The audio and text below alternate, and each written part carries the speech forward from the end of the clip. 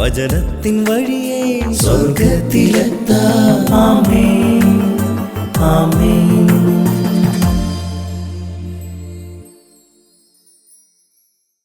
മിശിഹായുടെ പ്രിയപ്പെട്ടവരെ, പഴയ സ്നേഹിതനെ പരിത്യജിക്കും, പുതിയവൻ അവന് തുല്യനായിരിക്കുകയില്ല.